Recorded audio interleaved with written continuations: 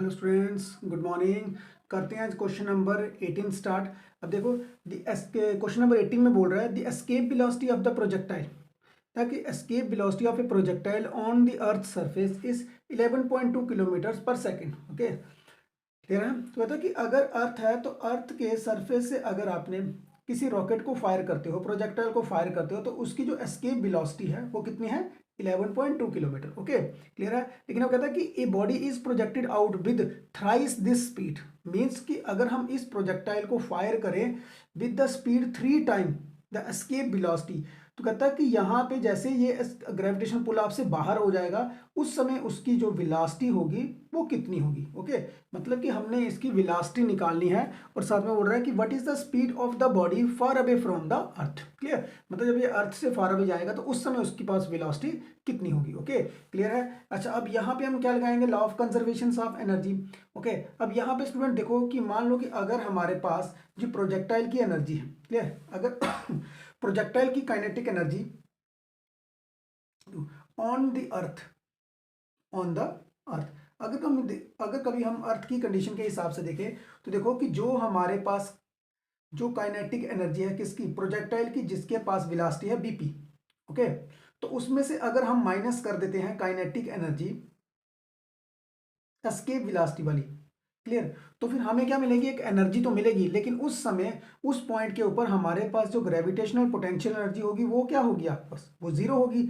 Clear, तो उसके बाद काइनेटिक एनर्जी भी होगी उसके बाद, तो वो जो काइनेटिक एनर्जी होगी वो हम मानते हैं 1/2 mvf। क्लियर, क्योंकि अब ये इस ग्रेविटेशन पुल आपसे बाहर चला गया है तो उस समय जो उसके पास वेलोसिटी होगी वो होगी आपके पास vf। तो स्टूडेंट हमने इसी vf को जो है वो फाइंड आउट करना है। क्लियर, कि ये कितनी वेलोसिटी होगी।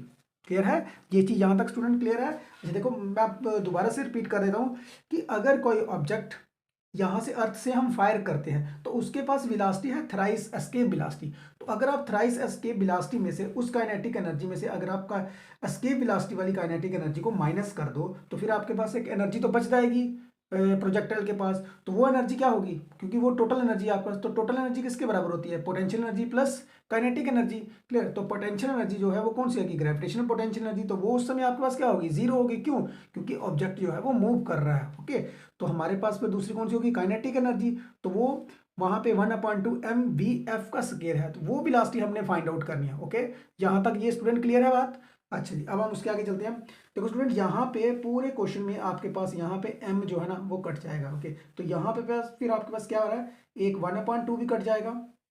ठीक, तो हमारे पास अब जो फाइनल आ रहा है वो आ रहा है bp का स्केयर माइनस ve का square is equal to vf का स्केयर। यहां तक ये स्टूडेंट क्लियर है? ओके, अच्छा अब हमने निकालना है vf। तो अच्छा, अब अगर आप कभी देखो यहां से vf, तो vf is equal to under root bp का स्केयर माइनस ve का स्केयर। ओके, तो स्टूडेंट यहाँ पे सिंपली हमने क्या कर देनी है? वैल्यू लगा देनी है bp। तो bp हमारा किसके इक्वल में है? 3ve के। ओके, तो यहाँ पे वैल्यू पुट कर दो, तो अंडर रूट में ये 3 3 जा 9ve का स्केयर माइनस ve। ओके, यहां तक ये चीज क्लियर है? तो 9ve स्केयर में से जब आप 1ve स्केयर माइनस करोगे तो आपके पास जो आंसर आएगा वो आएगा √8ve का स्केयर। ओके, तो यहां से स्टूडेंट ve तो रूट में से बाहर निकल जाएगा, ve √8। तो अब सिंपल हमने क्या करना है स्टूडेंट, यहाँ पे जो आपके पास ve है उसकी तो आपके पास वैल्यू है। क्लियर, तो जब आप इसकी वैल्यू पुट करोगे तो 11.2 आ गया, तो इसके साथ √8 की वैल्यू आप यहाँ पे मल्टीप्लाई कर दो। ओके, तो जैसे आप √2 की वैल्यू करोगे तो आपके पास जो आंसर मिलेगा वो आएगा 31.67 kilometre per second. Okay student, ये चीज यहाँ से क्लियर है आपके पास? ओके, अच्छा स्टूडेंट, इसमें आपके पास दो टाइप से भी आंसर निकाल सकते हो। दूसरे टाइप में क्या है कि अगर तो आप √2 की वैल्यू निकालते हो, तो अगर आप इसको और ज़्यादा सिंपल करते हो 11.2 इंटू √, को जब आप स्प्लिट करोगे तो आपके पास क्या आ जाएगा? 2 √2। तो यहाँ से भी आप यहाँ इस टाइप से भी आप वैल्यू निकाल सकते हो। 2 इंटू √2 की वैल्यू कितनी है? 1.4। तो स्टूडेंट यहाँ पे 1.44 जब आप वैल्यू लगाओगे तो उसके अकॉर्डिंग जो आपके पास आंसर आएगा वो आएगा 32.25। ओके, तो यहाँ पे थोड़ी सी आंसर में वेरिएशन आएगी। क्लियर, तो अदरवाइज जब आप इसको टोटल करके निकालोगे तो आपके पास आंसर आ गया 31.67। ओके, अच्छा स्टूडेंट देखिए यहाँ पे क्वेश्चन नंबर 19 को देखो। The A satellite out out the earth at A height of 400 kilometres above the surface. Okay, कहता है कि जो जो एक सैटेलाइट है वो अर्थ के सरफेस में से कितनी ज़्यादा दूरी के ऊपर है, 400 किलोमीटर की दूरी के ऊपर है, और वो ऑर्बिट कर रहा है, घूम रहा है। ओके, क्लियर है। ओके, अच्छा अब कहता है how much energy must be expended to the rocket to the rockets that the satellite out of gravitational influence। कहता है कि कितनी ज़्यादा हम एनर्जी जो है वो उसको प्रोवाइड करें ताकि ये जो सैटेलाइट जो है वो ग्रेविटेशनल पुल ऑफ से बाहर हो जाए। ओके, क्लियर है। तो सबसे पहले नंबर देखो, जो सैटेलाइट है, जो ऑर्बिटिंग कर रहा है, जो जो सैटेलाइट जो है वो ऑर्बिटिंग कर रहा है, क्लियर, उसके पास टोटल एनर्जी कितनी है स्टूडेंट? उसके पास जो टोटल एनर्जी होगी वो होगी आपके पास ग्रेविटेशनल पोटेंशियल एनर्जी। क्लियर, जो कौन प्रोवाइड कर रहा है? अर्थ प्रोवाइड कर रहा है। ओके, तो जो उसके पास टोटल एनर्जी होगी वो किसके इक्वल में होगी? जी स्मॉल एम अपान, तो टोटल हाइट कितनी बन गई आपके पास? R plus H. Okay, clear है। हमने निकालना है कि हाउ मच एनर्जी, मतलब कितनी एनर्जी जब हम इसको प्रोवाइड करें ताकि ये ग्रेविटेशनल पुल ऑफ से बाहर चली जाए, तो हम सिंपली इसकी पोटेंशियल एनर्जी ही निकाल लेते हैं। क्लियर। ओके, तो ये देखो अब ये आपके पास यहाँ पे कितना आ रहा है? माइनस जी। अब देखो यहाँ पे स्टूडेंट जी की जो वैल्यू है, जी की वैल्यू आपके पास 6.67 into 10⁻⁻11 into mass of earth. तो अर्थ का मास हमें दिया है 6 इंटू 10⁻24, और मास ऑफ सैटेलाइट, तो मास ऑफ सैटेलाइट कितना आपके पास? 200 kg है। ओके, तो ये आपके पास आ गया 200। ओके, तो अब यहाँ पे देखो, अब आर, तो आर क्या है? रेडियस। क्लियर, तो यहाँ पे आर आ गया आपके पास अर्थ का रेडियस। तो ये है आपके पास स्टूडेंट यहाँ पे जो फॉर्मूले में है ना, जो टोटल एनर्जी है वो आपको भाई यहाँ पे फॉर्मूले में 2 है। ओके, क्लियर है ये चीज़। अच्छा, अब minus G M small M upon 2 R था ना। ओके, तो यहाँ पे आपके पास आया 2 इंटू आर। तो आर देखो यहाँ पे क्या है? आर है रेडियस ऑफ द अर्थ, तो ये कितना आएगा आपका? 6.4 इंटू 10⁻6, तो प्लस एच, तो एच कितना आपका? हाइट ऑफ द सैटेलाइट, तो हाइट ऑफ द सैटेलाइट कितना आपके पास यहाँ पे? 400 किलोमीटर। तो 400 किलोमीटर का मीनिंग क्या बन गया आपके पास यहाँ पे?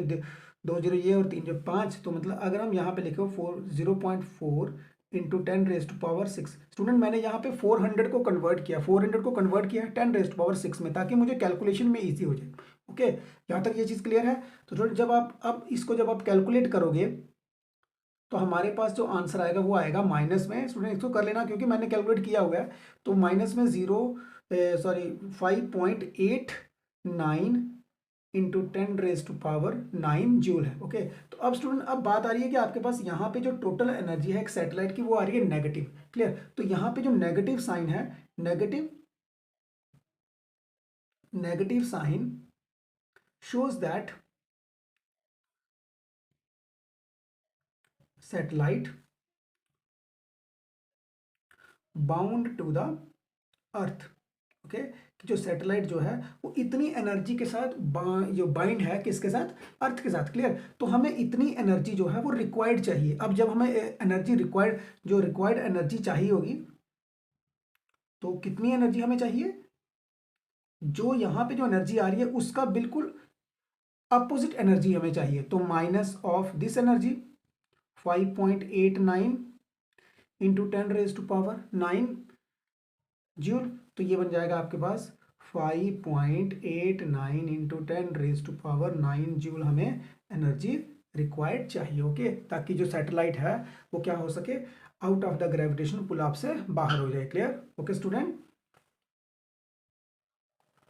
अच्छा स्टूडेंट देखो क्वेश्चन नंबर 20 में क्या लिखा है? तक 2 star each of 1 solar mass 2 into 10⁻30 kg are approaching each other for a head on collisions. Clear. अब स्टूडेंट देखो यहाँ पे बोल रहा है कि हमारे पास यहाँ पे 2 स्टार्स हैं। ओके, मान लेते हैं यहाँ पे ये हमारे पास 2 स्टार हैं, S1 और S2। ओके, क्लियर है। अच्छा, अब कहता है कि इन दोनों का जो मास है, वो दोनों का जो मास होगा वो कितना होगा? मान लो जो आपके पास M1 और M2 जो है ओके। तो ये हमारे पास एक सिंपल हम एम रखते हैं क्योंकि दोनों का मास जो है वो कांस्टेंट है, तो वो क्या है 1 सोलर मास। ओके, तो यहाँ पे लिख लेते हैं हम 2 into 10⁻30 kilogram. Okay, are approaching each other for head on collision. तो कहता है कि ये दोनों जो है वो हेड ऑन कोलिजन के लिए मतलब अप्रोच कर रहे हैं, लेकिन when they are at distance at 10⁻9 kilometres their speed और निगलेजिबल। कहता है कि अगर इन दोनों के बीच में, मान लो कि अगर इन दोनों के बीच में अगर डिस्टेंस आता है कितना 10⁻9 किलोमीटर का, तो उस समय आपने उसकी वेलोसिटी को निगलेक्ट कर देना है। मान लो कि जो इसकी वेलोसिटी है वो भी जीरो है, तो इसकी वेलोसिटी भी क्या हो जाएगी आपके पास, जीरो हो जाएगी। ओके, तो अब देखो कि यहाँ पे अगर हम कभी देखते हैं कि पहले जब कोलिजन नहीं थी, जब वो पहले रेस्ट में थे, तो तब भी उसकी जो टोटल एनर्जी थी तब भी वही रहेगी। तो जब हेड ऑन कोलिजन हो जाएगी तब भी उसकी टोटल एनर्जी क्या हो जाएगी, कंजर्व रहेगी, क्योंकि according to the law of conservation of energy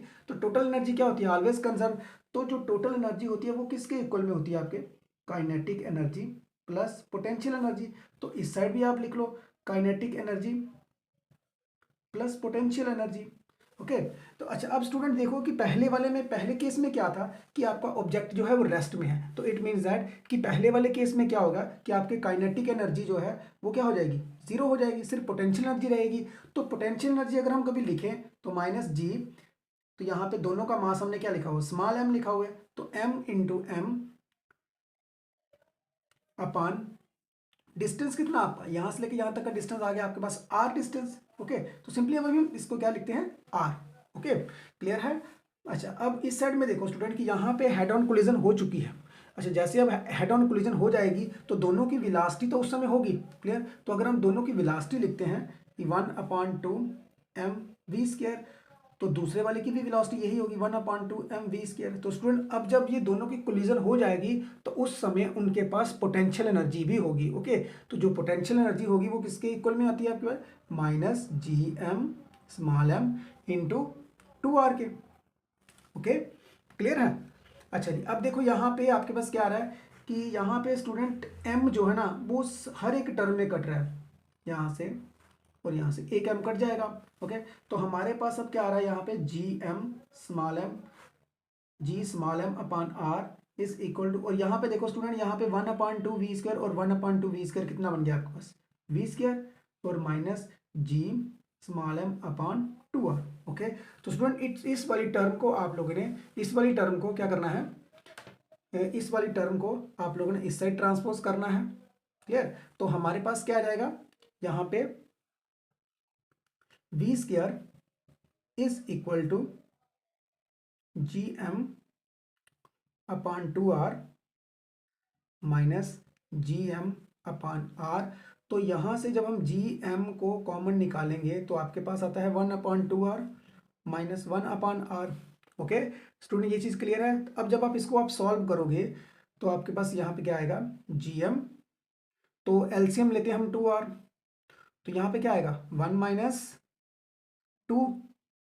okay, तो जब आप इसको सॉल्व करोगे तो अब हमारे पास क्या आ रहा है 1 - 2 तो मीन्स -1, तो -1 मीन्स जी एम अपान 2r। ओके, तो स्टूडेंट यहाँ पे एक चीज़ क्लियर है कि जो नेगेटिव साइन जो बता रहा है हमें कि नेगेटिव साइन जो है, ये जो नेगेटिव साइन है ये शो कर रहा है कि जो टू स्टार्स हैं, टू स्टार्स आर अप्रोचिंग,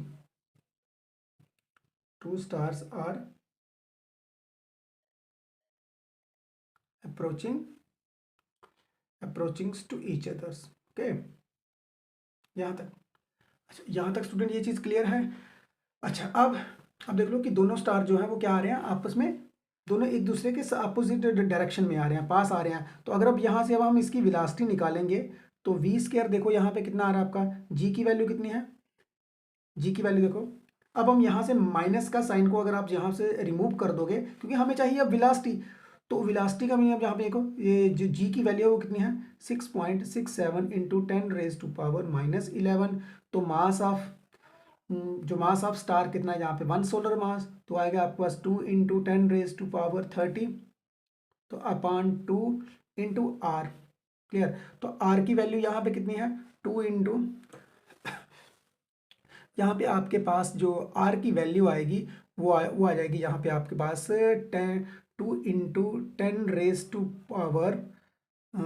10⁻⁻⁴ आएगी, यहाँ पे आपके पास 4 है ना, तो 4 का जो बन जाएगा 4 और 3 7, 10⁻⁷ ओके स्टूडेंट, ये चीज़ क्लियर है। देखो जो आर का यहाँ पे जो हमने डिस्टेंस लेना है यहाँ पे, अब ये जो जैसे ये ऑब्जेक्ट, जैसे ये दोनों स्टार आपस में क्लोज हो जाएंगे, कोलिजन हो जाएगी, तो जैसे ये कोलिजन होती है तो इन दोनों का ऑब्जेक्ट का सेंटर, स्टार का सेंटर लो और स्टार का सेंटर यहाँ से, तो यहाँ से लेके यहाँ तक का डिस्टेंस और यहाँ से लेके यहाँ तक का जो डिस्टेंस है वो टोटल आपको डिस्टेंस दिया हुआ है, जो आपके पास यहाँ पे इस समय जो आर है, ये आर ये वाला आर है, ओके। ये सिंपल आर कुछ और था, ये वाला आर जो है वो कोलिजन के बाद का आर आ रहा है, और ये आ रहा है आपके पास 2 आर के बराबर इक्वल में, ठीक है। तो ये आपको पता है कि ये कितना दिया आपके पास यहाँ पे, ये दिया हुआ है 10⁻⁴ किलोमीटर, ओके। तो जब आप इसको सॉल्व करोगे तो आपके पास बन जाएगा 10⁻⁷ मीटर, ओके। तो अब स्टूडेंट जब आप इस पूरी पूरी टर्म को कैलकुलेट करोगे, ओके, तो आपके पास जो वैल्यू आ जाएगी वो कितनी आ जाएगी यहाँ पे, v is equal to 2.583 into 10⁻⁶, okay. यहाँ पे मीटर पर सेकंड है, ओके। तो स्टूडेंट ये है आपके पास वेलोसिटी, ओके। ओके स्टूडेंट्स, तो नेक्स्ट क्वेश्चन करते हैं स्टूडेंट से। अब चलते हैं क्वेश्चन नंबर 21 की तरफ से। 2 heavy spheres each of mass 100 kg, clear. तो कहता है कि यहाँ पे अगर हमारे पास 2 हैवी मास हैं, क्लियर, हैवी स्फीयर हैं, क्लियर, तो दोनों का जो मास है वो कितना है 100 kg, ओके। तो इसका भी 100 kg हो जाएगा, क्लियर।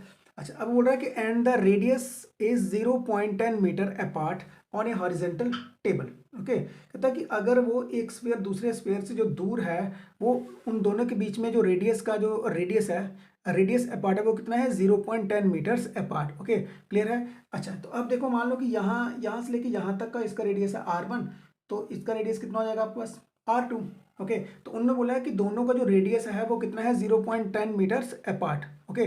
तो अगर कभी हम बोलेंगे तो R1 अगर कभी हम निकालें तो ये बन जाएगा आपका R1 और R2 कितना आ जाएगा आपके पास यहाँ पे, ये बन जाएगा आपके पास 0.5 मीटर, ओके, क्लियर है ये चीज़। अच्छा जी, अब देखो क्या कहता है कि यहाँ पे अगर ये रेडियस यहाँ पे जो स्फीयर पड़े हुए हैं, तो अगर हम इनकी सेंटर की लाइन को जोड़ दें, ओके, क्लियर। तो यहाँ पे देखो इस लाइन के बीच में यहाँ पे एक ऐसा पॉइंट होगा जिस पॉइंट के ऊपर कहता है what is the gravitational field and potential at the mid point of the line joining the centre of the sphere. कहता है कि इनके सेंटर को जब हम ज्वाइन करेंगे तो यहाँ पे इन लाइन का एक मिड पॉइंट आएगा, मानते हैं हम यहाँ पे मिड पॉइंट क्या है हमारे पास P, ओके। तो कहता है कि इस पॉइंट के ऊपर आपने ग्रेविटेशनल फील्ड भी निकालनी है और साथ में ग्रेविटेशनल पोटेंशियल भी निकालना है, ओके, क्लियर है। तो यहाँ पे लिखते हैं हम कि एट पॉइंट P, तो जो ग्रेविटेशनल फील्ड, ग्रेविटेशनल फोर्स कह लीजिए जहाँ ग्रेविटेशनल फील्ड, ओके, तो gravitational force or field at point O के ऊपर वो कितनी होगी। मान लो स्टूडेंट लेट अस सपोज कि यहाँ पे हम एक ऑब्जेक्ट रखते हैं, क्लियर। तो तो ये वाला स्फीयर जब इसके ऊपर फोर्स लगाएगा, ओके, तो ये वाला स्फीयर भी इसके ऊपर फोर्स लगाएगा क्योंकि दोनों का मास क्या है इक्वल में है, तो जितना इसका ग्रेविटेशनल फील्ड इसके ऊपर लगेगी इतनी ही इसके ऊपर लगेगी, लेकिन ये दोनों आपस में क्या है इक्वल और साथ में अपोजिट पे है। तो इट मीन्स दैट कि यहाँ पे एट पॉइंट ओ के ऊपर जो ग्रेविटेशनल फील्ड या ग्रेविटेशनल फोर्स लगेगी वो कितनी लगेगी, 0 लगेगी, ओके। तो यहाँ पे अगर हम देखें ग्रेविटेशनल फील्ड और ग्रेविटेशनल फोर्स तो कितनी होगी आपके पास, यहाँ पे निकालते हैं फॉर एग्जांपल में कि जो कितना आएगा Gm/r, ओके। तो प्लस में एक का हम रखते हैं प्लस में, एक में एक का हम रखेंगे माइनस में, ओके। तो Gm/r, तो दोनों को जब हम करेंगे तो आपका आंसर क्या आ जाएगा 0, ओके। तो अब हम यहाँ से अगर ग्रेविटेशनल पोटेंशियल निकालें, क्लियर, ग्रेविटेशन पोटेंशियल अगर हम यहाँ पे निकालेंगे इस पॉइंट के ऊपर, gravitational potential at point P, तो वो कितना होगा आपके पास। तो स्टूडेंट यहाँ पे देखो ग्रेविटेशनल पोटेंशियल का जो फॉर्मूला है वो है माइनस का Gm/r, ओके। तो इस वाले का ग्रेविटेशनल पोटेंशियल यहाँ पे देखेंगे तो ये आएगा, तो अगर इस वाले का देखेंगे तो ये भी फॉर्मूला जो है ये आ जाएगा। क्लियर। यहाँ पे अब हम स्टूडेंट ग्रेविटेशनल पोटेंशियल निकालने जा रहे हैं हम। क्लियर। ओके, मतलब यहाँ पे इंटेंसिटी निकालेंगे हम। तो इंटेंसिटी यहाँ पे, इसकी भी इंटेंसिटी यहाँ पे काउंट होगी और इसकी भी इंटेंसिटी यहाँ पे काउंट होगी, तो टोटल मिला के आपके पास यहाँ पे डबल इंटेंसिटी बननी है आपके पास। ठीक है, ग्रेविटेशनल इंटेंसिटी जो है वो डबल हो जाएगी यहाँ पे। तो क्या रहेगा, माइनस का 2Gm/r। ओके, तो यहाँ पे अब स्टूडेंट, अब आपने क्या करना है, सिंपली यहाँ पे वैल्यू पुट कर देनी है। क्लियर। अच्छा, अब -2, जहाँ पे जी की, कैपिटल जी की वैल्यू कितनी है, 6.67 इंटू 10⁻⁻11 इंटू मास। तो मास यहाँ पे एक का कितना आ रहा है आपके पास, एक स्फीयर का जो मास है वो कितना है, 100 kg है। क्लियर। तो यहाँ पे 10⁻² आ जाएगा। ओके, तो यहाँ पे आपके पास जो आर है, तो सिंपल जो आर का डिस्टेंस बन जाएगा वो कितना होगा आपके पास, यहाँ पे 0.5 का स्क्वायर। ओके, तो यहाँ पर जब आप इसको कैलकुलेट करोगे, तो यहाँ पे जब, अब स्टूडेंट यहाँ पे हमने क्या करना, हमने टोटल पोटेंशियल एनर्जी निकाल ली है। तो पोटेंशियल एनर्जी के लिए कि अब यहाँ पे माइनस को काउंट करो चाहे ना करो, आपके पास तो वैल्यू मिलेगी। ओके, एक मैग्नीट्यूड मिल जाएगा। तो यहाँ पे कितना आएगा आपके पास, 26.68 इंटू 10⁻⁻9। स्टूडेंट ये आ गया आपके पास ग्रेविटेशनल पोटेंशियल। ओके, तो जो नेगेटिव साइन आ रहा है, नेगेटिव साइन का मीनिंग ये है कि आपके पास इस पॉइंट के ऊपर जो जो ऑब्जेक्ट होगा वो बाउंड होगा। क्लियर, इस सरफेस के साथ भी और इस सरफेस के साथ भी बाउंड होगा, तभी जो एनर्जी आ रही है वो क्या आ रही है, नेगेटिव आ रही है। ओके, तो आप नेगेटिव स्टूडेंट लिखो चाहे ना लिखो। क्लियर, हमारे पास हमें चाहिए थी वैल्यू। ओके, क्लियर है यहाँ तक। ओके, अच्छा अब स्टूडेंट, अगर आप यहाँ पे इसकी स्टैंडर्ड वैल्यू उसको कन्वर्ट करते हो, तो ये पॉइंट आपका इस साइड पे चला जाएगा। तो कितना आएगा आपके पास यहाँ पे, 2.668 इंटू, जब पॉइंट इस साइड को जाए तो स्टूडेंट यहाँ पे हमने क्या करना होता है, माइनस में करना होता है, सॉरी प्लस में करना होता है, एक 1। तो कितना आ जाएगा आपका यहाँ, जब आपने +1 किया तो -8 आ गया। तो यहाँ पे जूल एनर्जी है स्टूडेंट, यहाँ पे ग्रेविटेशनल पोटेंशियल एनर्जी है, तो यहाँ पे आपके पास आएगा जूल पर किलोग्राम। ओके, क्योंकि आपको पता है स्टूडेंट्स कि जो ग्रेविटेशनल पोटेंशियल होता है वो किसके इक्वल में होता है, work per unit mass. Okay, तो वर्क के यूनिट जो है वो जूल्स में होते हैं, और अपान मास, तो मास का आ गया केजी। ओके, क्लियर है। और इसका जो सेकंड पार्ट दिया हुआ है स्टूडेंट, कि यहाँ पे उसका जो सेकंड पार्ट में उन्होंने पूछा हुआ है, कि वो बुक में लिखा हुआ है स्टूडेंट यहाँ पे सेकंड पार्ट में, कि सेकंड पार्ट में पूछा कि अगर यहाँ पे कोई ऑब्जेक्ट अगर होगा भी तो वो स्टेबल होगा कि अनस्टेबल होगा। क्लियर है। तो सबसे पहले नंबर पे देखो, अगर स्टूडेंट यहाँ पे वो ऑब्जेक्ट होता है, तो पहले नंबर पे क्वेश्चन आएगा कि हमारे पास कि वो ऑब्जेक्ट जो है वो इक्विलिब्रियम में है या नहीं है। तो पहले नंबर पे स्टूडेंट कि वो स्टूडेंट इक्विलिब्रियम में होगा, बिल्कुल होगा वो। ओके, पर साथ में अब वो क्वेश्चन पूछ रहा है, क्योंकि दोनों साइड से ग्रेविटेशनल पोटेंशियल जो है वो इक्वल में लग रही है, तो इसका मीन कि यहाँ पे इस पॉइंट के ऊपर इक्विलिब्रियम है। ओके, पर लेकिन यहाँ पे एक सिंपल एक स्मॉल पॉइंट है जहाँ पे इक्विलिब्रियम है। क्लियर। तो अगर बॉडी थोड़ी सी भी डिस्टॉर्टेड होती है, थोड़ी सी भी डिस्टर्ब हो जाएगी, तो फिर जो आपका इस वाले पॉइंट के ऊपर जो उसका जो ग्रेविटेशनल पोटेंशियल होगा वो स्टेबल नहीं होगा, बराबर में नहीं आएगा, इक्वल में नहीं आएगा, तो ऑब्जेक्ट जो है वो आपका स्टेबल नहीं होगा। तो अगर आप यहाँ पे सी पॉइंट देखोगे तो सी पॉइंट में ऑब्जेक्ट जो है वो स्टेबल नहीं है, अनस्टेबल होगा। ओके, क्लियर है। तो स्टूडेंट ये तो आपके पास एनसीईआरटी के सारे क्वेश्चंस, ओके, जो हमने सॉल्व कर दिए। Okay, okay student.